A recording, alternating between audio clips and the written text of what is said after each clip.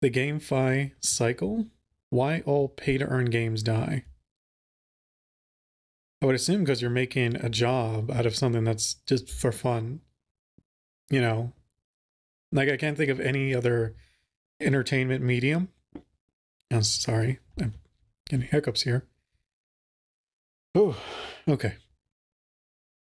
Any other entertainment medium has you trying to make money while you're enjoying the medium or the entertainment.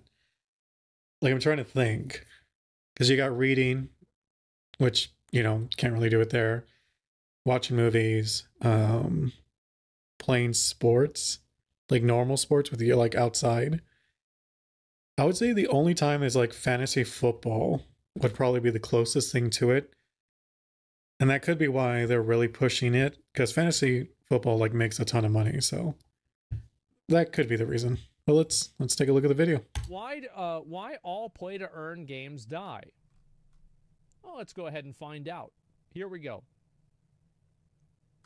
Welcome to Whiteboard Crypto, the #1 YouTube channel for crypto education. And here we explain topics of the cryptocurrency world using analogies, Yeah, I've never seen his and videos. examples so that anyone can easily understand them. In this video, Do you want to know why play-to-earn games die? I'll tell you why. It's because they suck. That's why. The games themselves are terrible. Like, if you're going to make a pay-to-earn game, you got to make the game as good as Elden Ring level.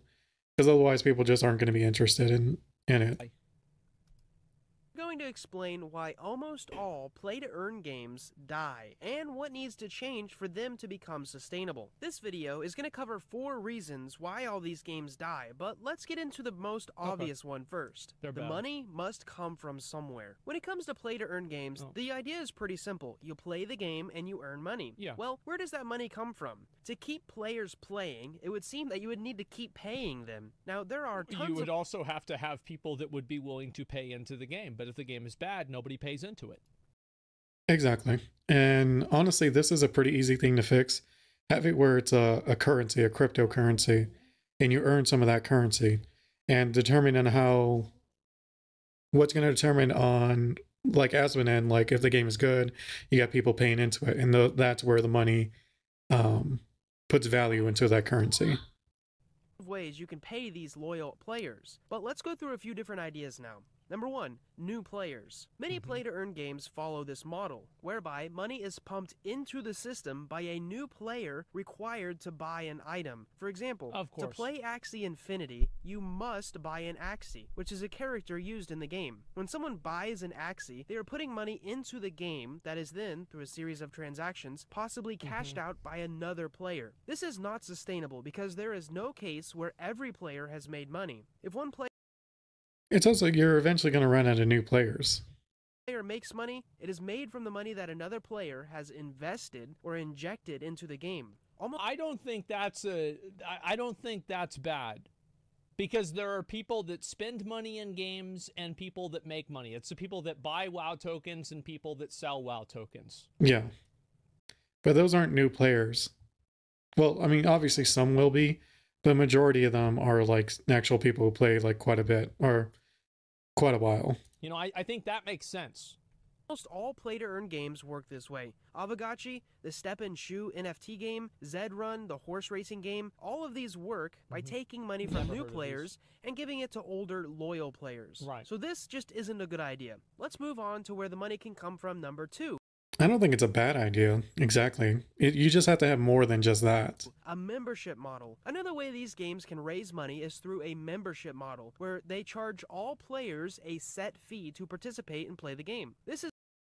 That's a dying model to begin with. This is a much better model than the previous model because it means the fee is equal for all players. In the previous example, someone with $10,000 to play the game automatically has an advantage over someone.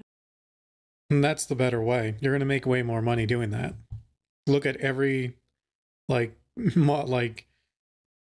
the word I'm looking for? A game that uses this model versus the other one. Only has $100, giving wealthier players an unfair advantage. A membership model would look like every one of these games, people play them for an unfair right? advantage. I mean, that's the way it goes. Here's one way you can look at these games, okay? So basically, you have at the very top, you have the devs of the game. And then under that, you have the older players. And then after that, you have... I think you meant veteran players. Like, players that are older aren't going to really... the new and starting I know what he's talking about, though. And what you need to understand is that these games operate in a very interesting way. Pyramid and they're scheme. all just about the same. This is how it works for all of these games. Exactly. Because that's the only way they can work.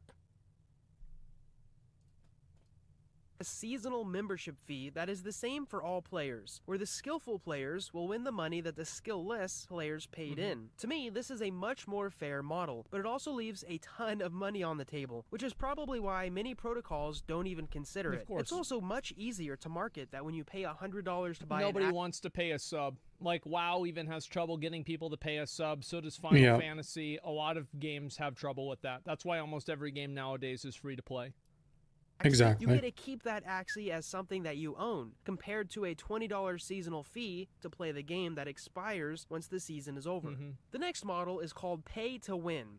Another revenue option is the pay-to-win route. Now this one's pretty obvious, and we see it in some games like Minecraft, where you can spend a few $100s to jumpstart your way to hard-earned tools and items. Because this is seen as giving rich players an unfair advantage, some other games raise revenue this way, but instead of giving things that are useful like items or tools, they instead give other useless things like a different skin, or the option to change your username, or just the ability to flex by changing cosmetics. Up until now, these three models that I just explained aren't really good options for the users. This brings us to model... None of them are, because they're not made for the users.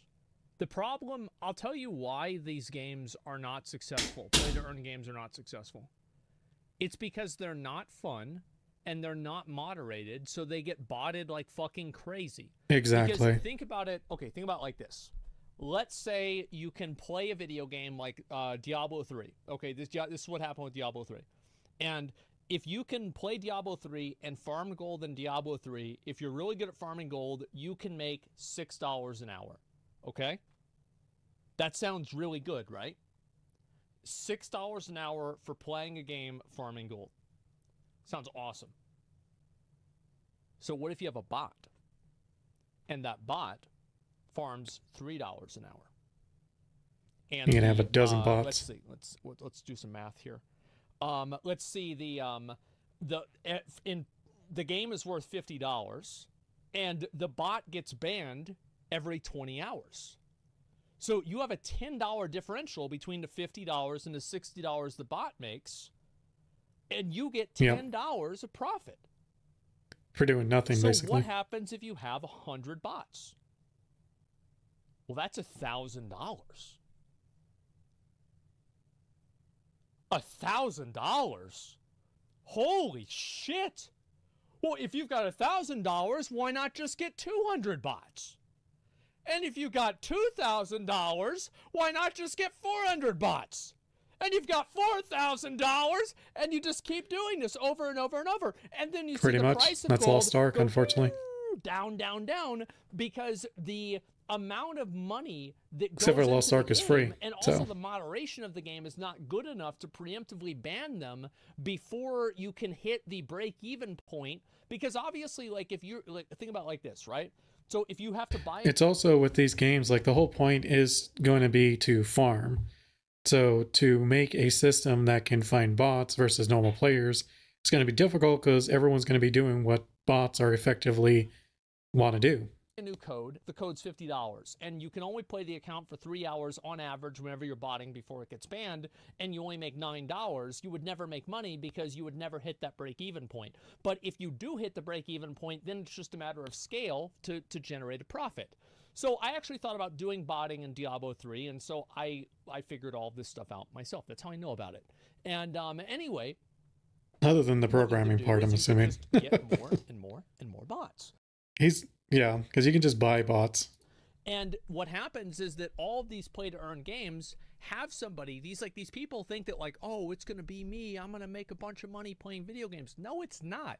It's going to be Samir and Igor that are fucking operating out of Eastern Europe on a botnet that has 18 different computers with 17 different virtual desktops on 15 different IP addresses, and there's like 10 different fucking graphics cards that are in an air-conditioned room that's 60 degrees that are farming for fucking 24 hours a day, making money, driving the prices down to zero, so you end up making, instead of $6 an hour, you end up making like $1.20. Oh, wow. I said 20 cents and only. That is why play-to-earn games die. That's why. It's because the games are bad and people bought them at scale that makes everybody, an average person, not be able to turn a profit. Yeah. Because the value proposition for them evaporates. Number 4, advertisements. So the next option, or at least the best option that I can think of, is an advertisement model. Similar to how Apple advertises at large football stadiums, maybe Razer or Logitech could pay a game to advertise in their PvP arenas. Now, we're actually seeing this happening, and my guess is that in 5 years, different parts of real estate inside of live service games will be monetizable marketing real estate that's used for advertisers to advertise directly to players in-game. It makes sense. Outside money coming into a game. Yeah, you're right. This already happens. It already happens in sports games. It's been happening in sports games ever since the 90s. This will become even more the case. And it's not from lower skilled players, and it's also... Oh, sorry. So I keep pausing. Excuse me. Somebody says, thank God for single-player games. It's happening in single-player games. What are you talking about, man? Who's going to tell them?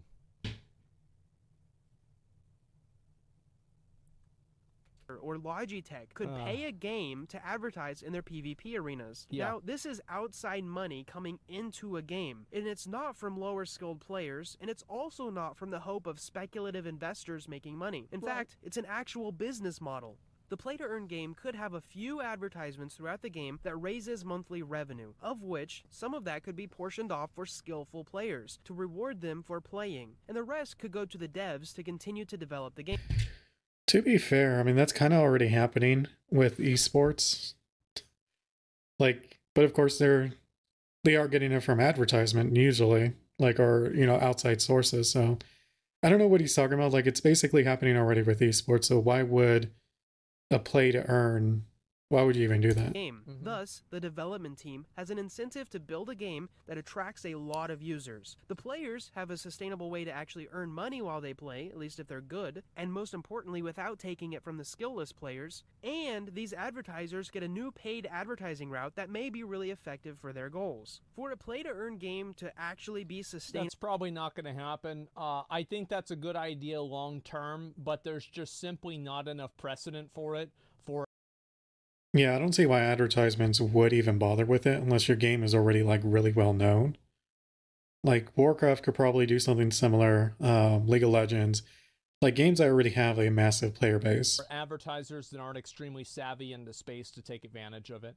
So obviously you're going to have people like Twitch. Also, there's a negative connotation to it as is, so why would an advertiser even want to do that? Twitch, YouTube, doesn't Razer, make sense. Logitech, all of the big computer companies that will take advantage of this first because they're much more innovators in this type of digital advertising. But it's going to take a long time for Ford, Bed Bath & Beyond to do this.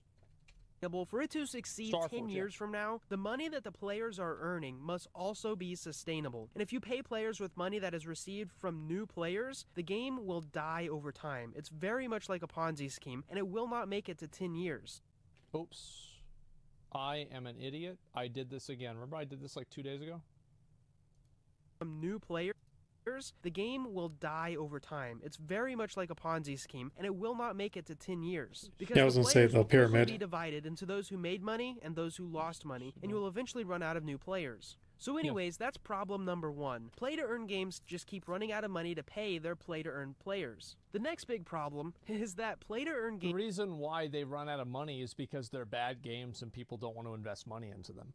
Games aren't really fun. Yep. Let's think about some of the world-class, well-known games that have lasted years and years of being played. World of Warcraft, League of Legends, RuneScape, Minecraft, Call of Duty, Skyrim, Candy Crush, Pokemon, Clash of Clans, Subway Surfer. These games have stood the test of time. What was that because last they are one? literally fun to play. Now let's take a look at some of the games. Subway That's Surfer. the problem that blockchain games have. That's the problem. They're bad. It's not that they're on the blockchain that's the problem, it's the game that's the problem. DeFi games, Axie Infinity, Avagachi, DeFi Kingdoms. These games lack functionality and a certain psychological edge to make these games fun once you take away the earning part. Even more so, think about it like this. Would you pay Axie Infinity money to play their game? What about DeFi Kingdoms? Would you pay them to play that game? The answer is no. That's because these games are not fun. They don't create an experience. Now, how do we know those traditional games that I listed earlier are fun? It's because people pay those companies millions of dollars every year to keep playing them. And they expect, and even more so, they don't even expect a monetary return. So this is a fundamental difference between a lot of play-to-earn games and sustainable traditional games. Play-to-earn games right now simply aren't fun. A ton of play-to-earn games are basically just financial ideas where the marketers have tried to add in a game aspect to attract users, i.e. customers. And we won't see... It's just a way to finesse stupid people who think that they're smart into giving them your money. That's it. That's all it is. Great GameFi adoption. So I think a lot of people who play games like as a hobby are not really into play-to-earn games as a whole. I think the only people who are playing them are people who would invest into crypto. Until this is reversed. Not until we have fun games that then add in aspects of a blockchain where needed. Then we will have a sustainable GameFi game. Even more so, games probably shouldn't be paying their users anyways. And this kind of brings us to... I don't think shouldn't be paying their users. I don't really know if that's true. The problem is that almost all games that have a pay-to-earn system also have a pay-to-win system. Exactly. It's very hard to not make money off of a game where other people can spend money at the same game. That's what the issue is. Yeah. It's like Lost Ark or WoW or anything like that where you can buy and sell gold. Our next problem. Problem number 3 is the old man. Now, to explain this next problem, which is psychological in nature, I'm going to be telling you a story. It's not a real story, but you'll understand how it applies to crypto games. Sure. So first off, there's a bus corner where this school picks up a group of kids for school early in the morning. And on that same corner is an older man who sits outside his house to sip his morning coffee. Anyways, one morning while these kids are waiting on the bus, they started making fun of that older man, who was just sitting there, and he heard them. A whole week goes by of these jokes, and the old man eventually gets a gun. He gets a gun because it's in Texas. Tired of it. So he comes up with a genius plan. He waits until the next school day, and he tells these kids, hey, come here. For every joke that you tell about me, I'm going to give each one of you $1. Now, these kids were absolutely delighted. They were doing this for free, and now... Wait. That's like Twitch chat donations. Huh. Okay. They'll get paid for insulting the young man. How stupid could he be? So, the next day rolls around, and they come up with a clever joke, and the old man gives each one of them $1. A few days goes on, and the old man says, this is getting too expensive, so from now on, I'm only going to be giving you 50 cents per joke now. The kids obviously weren't happy about it, but they agree and continue making fun of the old man. More days go by, and the old man once again... Is this going to be like at the end, I'm not going to pay you anything, and then therefore they're not going to want to do it anymore?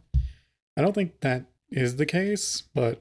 reduces the joke payout to 25 cents, then to 10 cents, and eventually to a nickel. Then, finally, the kids approach the man with a joke, and the old man tells them he can only give them 1 penny. The kids are so frustrated they yell at the old man, no way we're doing this, we used to do this for a whole $1. And from that day on, the kids never joked about the old man again, even though they used to do it for free. Can you see how this story applies to crypto games? Some games are fun to play. I see what he's saying, but I think that would only work for like the first day or two, and then they'd go back to making fun of the old man. Just for free. Then we add a financial incentive to them, and we suddenly have a secondary motive. Now, imagine if... Yeah, what you do is at that time, At that point, yeah, it's a dumb story. It's not a dumb story at all. It makes a lot of sense. What he's saying is that the variable reinforcement schedule that But that could be like, you don't have to have money for that though. Like there's a lot of things people do that are not monetary. For example, Torghast is a great example of this. You did it for fun, but when they made like they added like things to it to where you needed to do it, like the fun was sapped out of it.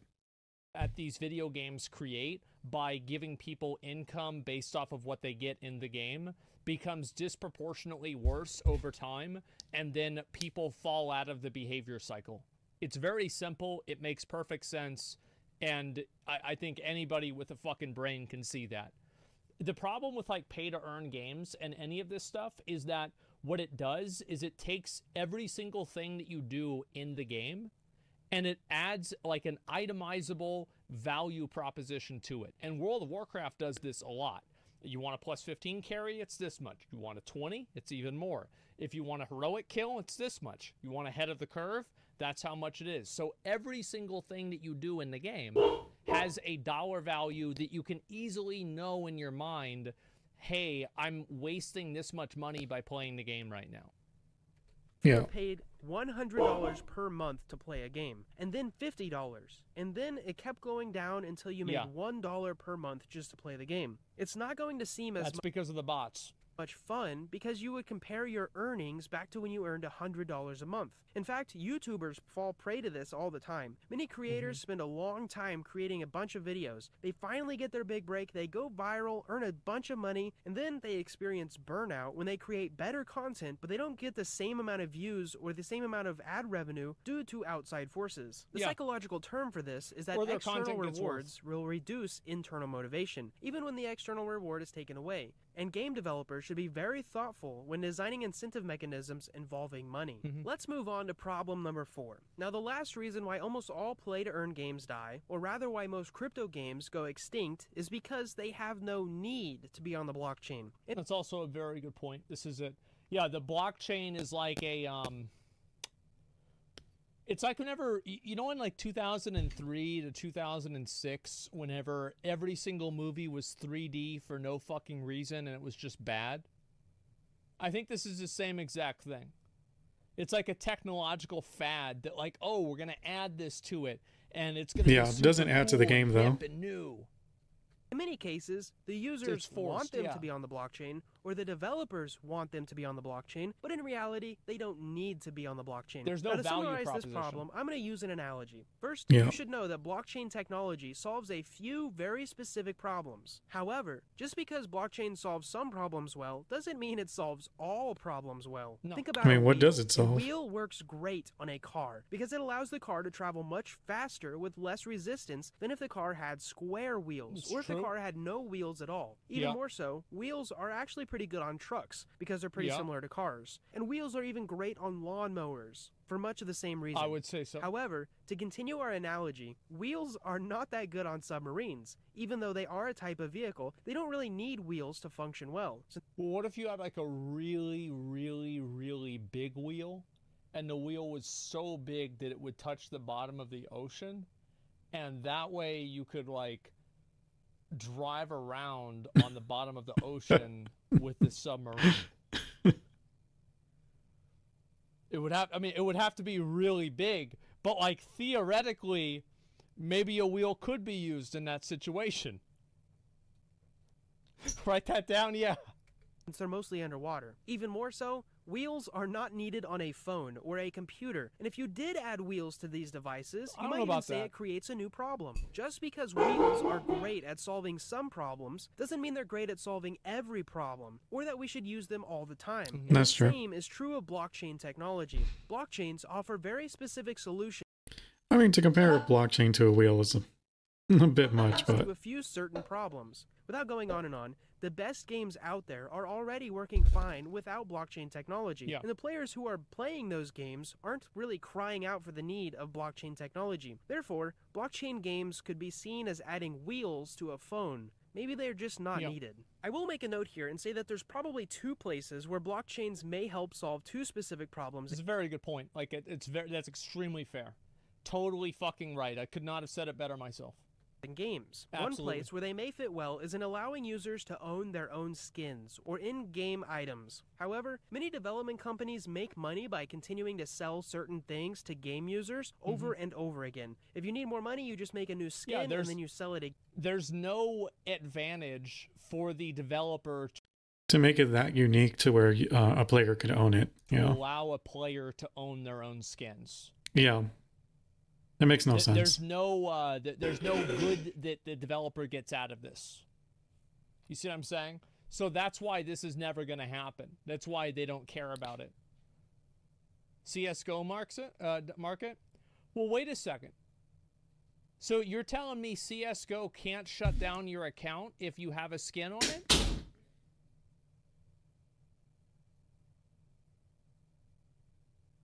Okay, then they can. Okay, so then you don't really own it. Okay, yeah, never mind. Again, some say that if you actually give users the ability to... If you can't protect something, you don't own it. If somebody can take it away from you, you don't earn it. You don't own it. Sell their in-game items and create a secondary marketplace, I would say if someone can legally just, you know, take it away from you, then yeah, you don't own it. Actually reducing the total number of customers for the game development studio. For example, why would I buy a $20 in-game cape from a game developer when I could instead buy a used one from another player for $8? And I think maybe the second place they would be useful would be in in-game marketplaces. But even so, this is just a single feature of a game and doesn't mean the entire game should be operated using blockchain technology. Yeah. In both of these cases, the blockchain technology could be... That, and there's a lot of in-game marketplaces that don't use blockchain and are fine. I could be wrong, but isn't Warframe like that? I don't think they use blockchain. Maybe they do, but I don't think so. Sprinkled in, but not built on top of. Wrapping it up, the reason a ton of play-to-earn games die is because of these 4 things. Number 1, they don't have a sustainable way to keep paying their players. Number 2, the games aren't fun. Well, they do maybe have the reason why they don't have a sustainable way to keep paying their players is the largest amount of players that they're going to have is at the very beginning of the release of the game, and then it will consistently go down over time, usually very quickly. Yeah. And then there are less people to buy the resources. Like it's common sense. And then the return that you get for farming the resources is low because you have too many resources, not enough buyers, supply and demand, common fucking sense. And then guess what? Nobody's making any money. So then you have the people that are farming make money leave too because they're not making money anymore. Fun whenever you take away the earn part. Number 3, human motivation is volatile when it's paired with fluctuating rewards. And number 4, many games just don't need blockchain technology. As I end this video, I would love to see a conversation going on in the comment section below. Well, the problem is that human motivation is volatile. Human motivation is very good whenever the rewards could be good or they could be bad. But whenever you're doing something where every single month you make less money, that's not volatility. That's not, it's so it's volatile, just less. I'm losing more money. It's not going up and down. Exactly. It's like the opposite. It's just going down.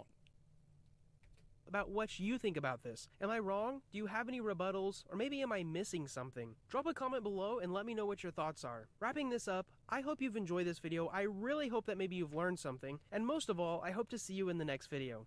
This is a really good video. And also video. a little bonus note. Okay. Apple and Google are fighting very hard to make sure that there are no crypto games in their app store because of the huge fees that Apple and Google charge for some of these in-game purchases and app downloads. Crypto transactions... It's actually extremely true, and I think Apple and Google having a duo monopoly on app purchases and apps on smartphones nowadays is not in the benefit of the public and should be regulated extremely soon. Yeah. I think any monopoly just is not good in almost every case. Are actually a huge competitor for them, so they're not going to be playing nice. This is probably why almost all play-to-earn games have been web-based and played in browsers and not mobile-based, which is actually a much, much larger industry. Just something to think about. Right? They were. Absolutely. Yep. Google does not have a monopoly? Of course it does. Of a sorts. It's like a duo monopoly. I mean, that's what I was about to say is like the way Asmon phrased it was duo. So it's like between if you get Google and you get Apple, imagine if that was just one company, not two separate companies. It would be a monopoly of like an insane proportion. It's like Google and Apple. The two of them control, I would assume, 98 to 99.9% of oh yeah, in-app that does make more sense. I don't even know how to say that. They have like 98, 99% of it, like everywhere.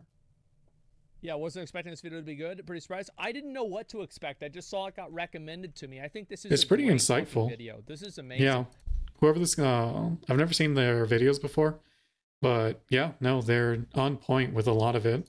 I like hearing it, and I think that the points that he brought up were very good. Every single point that he brought up totally made sense. The whiteboard crypto. So we actually watched a crypto video from somebody who actually does crypto videos, and it's not a meme. It actually was really well done. Yeah, absolutely. Yeah, lucky me, I got a Windows phone. I don't know. I think video was so well made. Yeah, graphics were on point. Yeah, everything about this was really good. I'll link it to you guys again. You can give it some support. Maybe give it a like, subscribe if you like it. There you go. Microsoft control monopoly, not to mention the political club within the global sphere. Oh, I think so. You can download apps without the... Yeah, I mean, Microsoft with computers is a bit of a monopoly as well. Play Store on Android, though, while on Apple, you can't. Well, in my opinion, I think that they should allow other ways to download them without, like, just like their app store. I think that's ridiculous. And it's like once you, as I've said, once you control enough of the market in something, I feel like it becomes in the public's best interest for there to be accountability for that control. I'll give you guys a really good example of that. How many of you guys live in a place where there's only one ISP? There's only one internet provider. Yeah. Me? How's that working out? Is that good? Is your service good? No. That sucks. There's no reason for it to be. There's no competition. Wow. I wonder why. Yeah, wow. Look at that. Surprise. Maybe it's because you can't go anywhere else. They've got you no matter what. Yep. Yeah, there we go. Depends on the service itself. I think that there's a general trend. Whenever you don't have any competition, this becomes a race to the bottom for quality. So yeah. Yeah. You check out Lost Ark. What you can get away with without actually being sued. Yeah. I'm going to go ahead. It's 5 a.m. I think I'm going to go to sleep. As I said before, my AC broke yesterday, so now I've got to fucking fix this shit. Tomorrow, hopefully, I don't even know if the guy's going to be around. I'm going to have to wake up probably at fucking 11 p.m., 11 a.m. in like 6 hours to call him. I'm going to go ahead and just chill for like 5 or 10 minutes, answer some questions, etc. And then we're going to go offline. Yeah, my dad's been sick, and so I didn't get it taken care of yesterday because it was just simply more important for me to do that. It's rough, man. It's okay. I'm gonna survive, all right? It will be unpleasant, but luckily, like, I'm so glad it happened now whenever that it's not 95 degrees. You know, like, that's exactly shit happens, that's life. Yep. Your dad recover soon? Yeah, he's got like a sinus infection or something like that. I like streaming this hour. I do not, because it fucks up my whole day. But, you know, like, I was busy today, and so I wanted to get caught up with everything. You still eat the same steaks? Yeah, I bought some today, actually. I had to go pick up a prescription from him from HEB, and I just got that at the same time. Yeah, like, I don't think anything else has really happened today, right? I pretty much covered everything. I'm trying to think. I was wondering why this video was, like, way longer, and I'm like, he's already done with the video. Is there anything what the heck? that I liked today?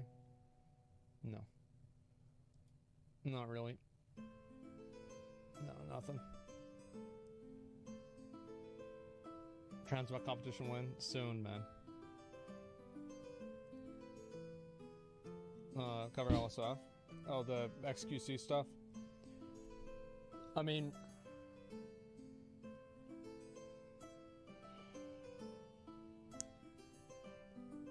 I don't even know 10% of it. But I know that shit where people are trying to say that those weren't his cars. Bro, those were his cars. Those are his, like... I don't want to hear anybody tell me that anybody except for him has a right to those fucking cars. That was just I couldn't even believe I was hearing it.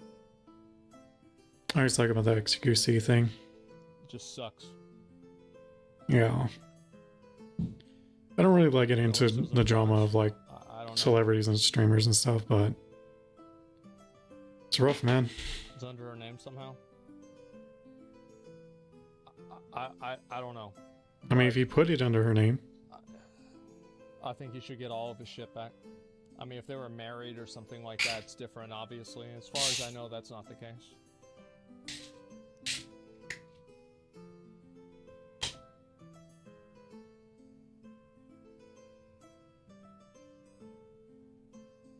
There were? How do you know? How do you know that they were married?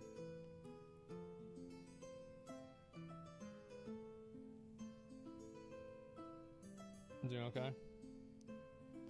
You own your own stuff? I don't know. Weren't they in common law and marriage already? I have no idea. Think about it. I don't know if I'm gonna watch the rest of this video because it seems like it's just XQC drama. Any thoughts on YouTube algorithm? I have no idea. Common law, maybe. I'd have to look into it and see. But either way, it's his money that bought the cars. Right? I mean, like, let's be honest. He should keep the cars. I mean, it is his money, but if he put in their name, then I mean, that's on him. He made that choice. I don't know. That's... Fuck. I think that's what's fair. No shit. Yeah. I mean, other than that, like, all... I mean, I do agree, like, he should just get his stuff back, really, but... that so much of it is, like... Because, like, she just showed up at his house, right? So, like, she just showed up. It's not like he told her to come over, he brought this up, or anything like that. Yeah. So it's like for her to just do that, and, like, she knew he was on stream. Yeah.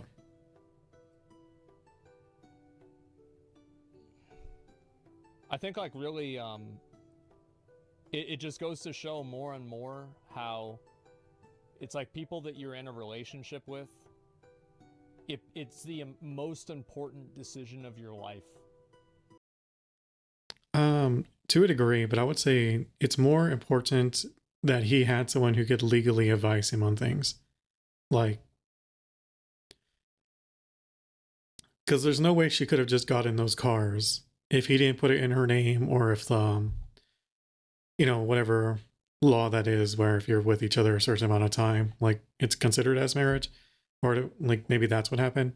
But either way, like, to not have anyone there to give him legal advice on relationships and what to keep an eye out is a failure on XQC's part.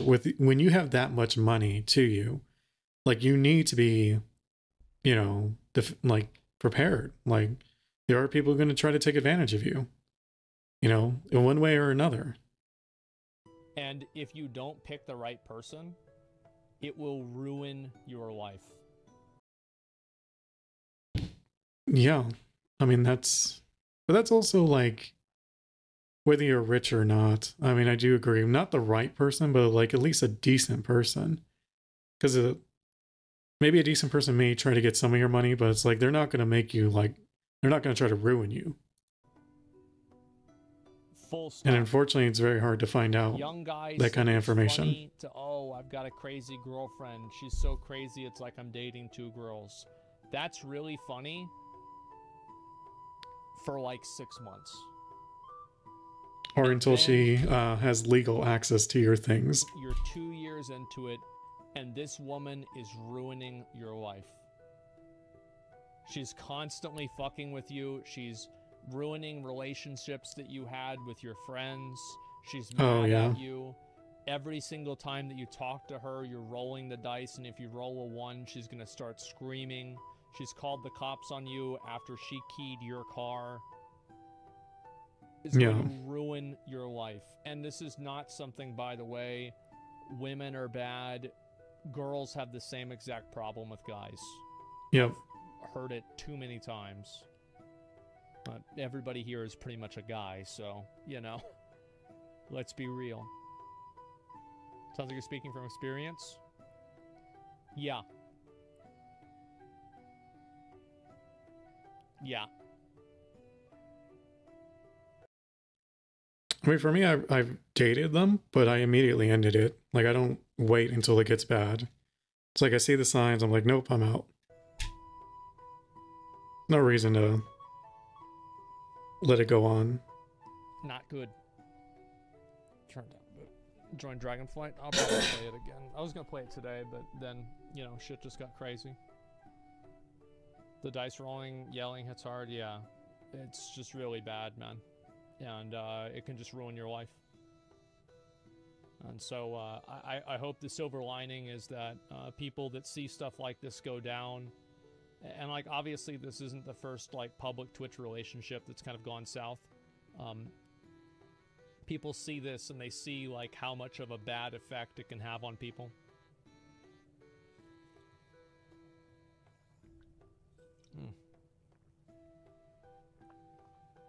What a mess. Yeah. Needs a restraining order? I don't know.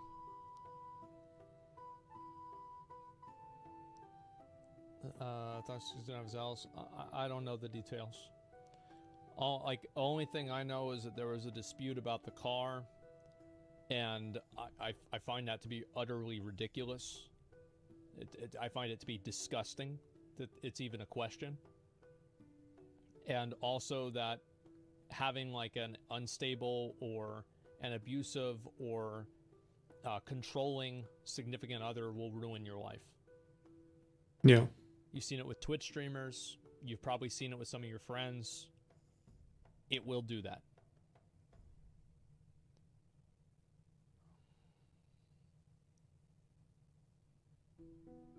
Sucks.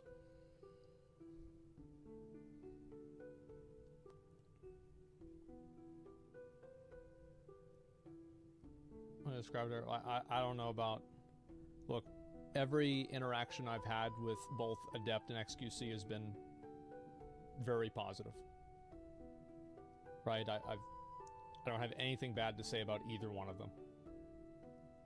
So I'm just talking about like just in general. Because I like every time like the Twitch chat hears about something, it's like an iceberg thing. Where like you just see like the very top, but you don't see like the gigantic fucking underneath that nobody knows about except for the two of them. Yeah.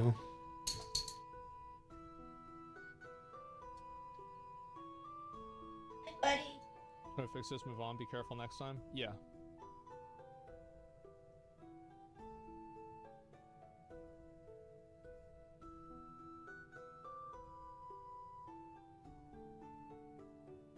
I had a kid with a crazy chick. It's been a 6-year battle to get my son and my wife back on track.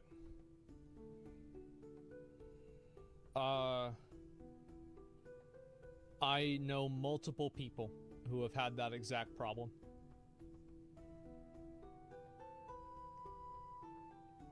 Yeah, it sucks.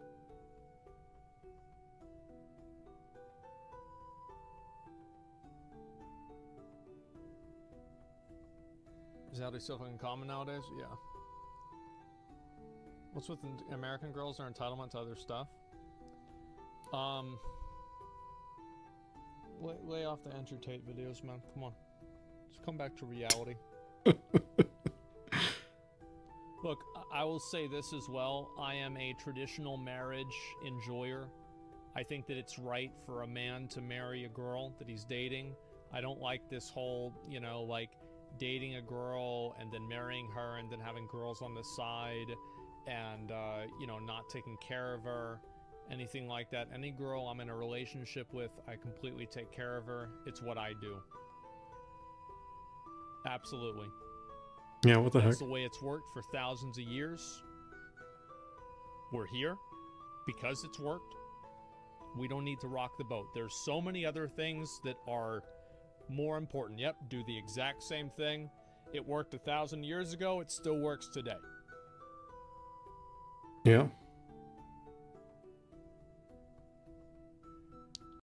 It's not even just that it's worked 1,000 years. I mean, they've done studies showing that, like, that is, so far at least, that we've been able to find the most stable environment for kids to grow up in.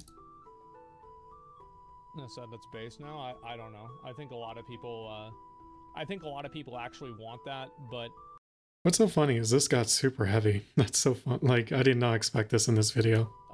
you know, I think Asmon's editor forgot to make this like a separate video. It was just going off of like what's on the screen. popular media sometimes glorifies a different thing. I prick somebody's been working for a long time. Yeah, what about Mormons? They do whatever they want. I don't care. Somebody wants to have like 3 wives. Some people want to date and they never want to get married. They do whatever they want. I don't care. Like, it's not my problem. Exactly. Like, people are going to do whatever they want, but about like what I would do. I don't care what they do. Yeah.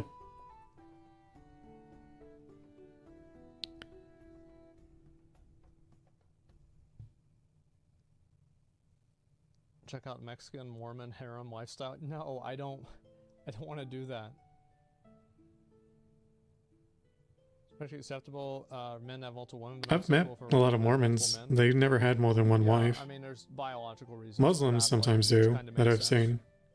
But yeah. That I've like personally met, but Muslims get like 4 wives, just another culture. Then they just do whatever they want. Yeah. Right. Like, I've never judged them. I'm like, you do you. Like, as long as, like, I just don't like the whole forced marriage ones, which wasn't the case with the people I met. So, like, it didn't bother me. Like, what I really mean is, like, as a man, like, I have no problem providing for, you know, a wife or, you know, a longtime girlfriend. Like, I think that's your responsibility.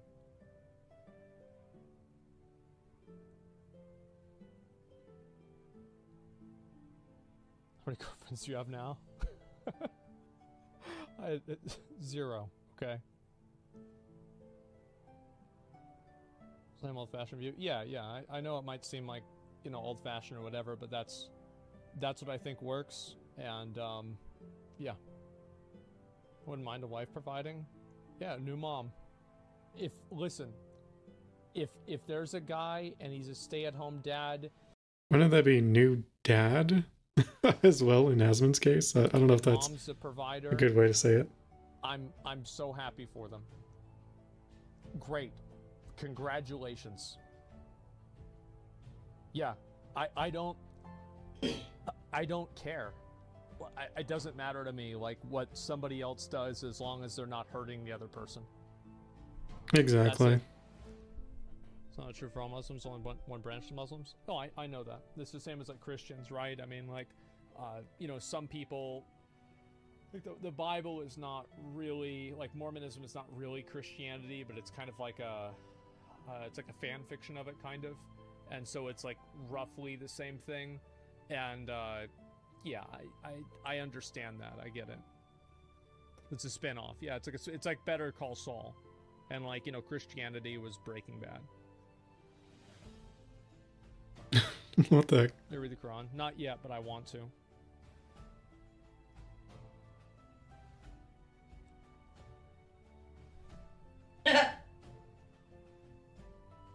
So I put gay pride.